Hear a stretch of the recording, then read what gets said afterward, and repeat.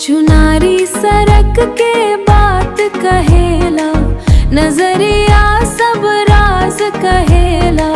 धीरे धीरे तू पास आवा, दिल के आवाज कहेला।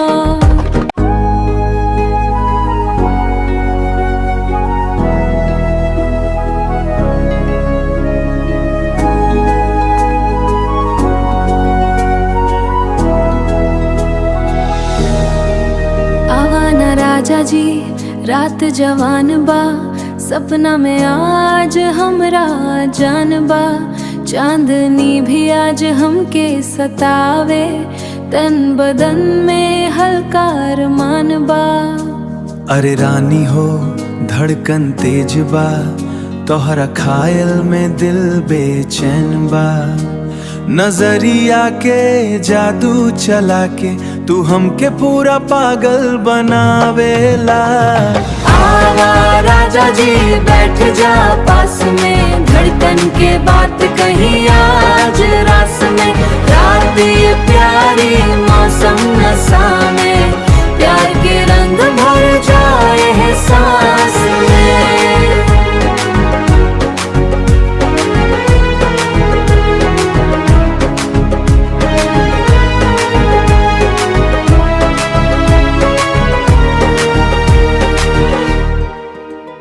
चुनारी सरक के बात कहेला, नजरिया सब राज कहेला।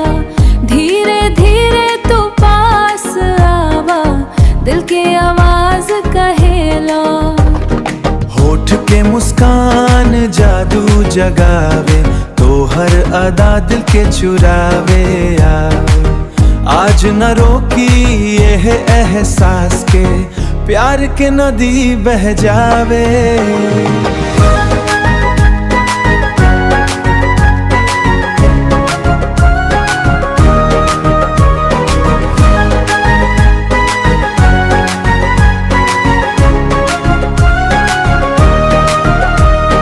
रात भर बातें हो जाए, सपना सच लग जाए। तू जो साथ रहे रानी, दुनिया भूल जाए। दिल से दिल जब जुड़ जाए, हर गम दूर हो जाए।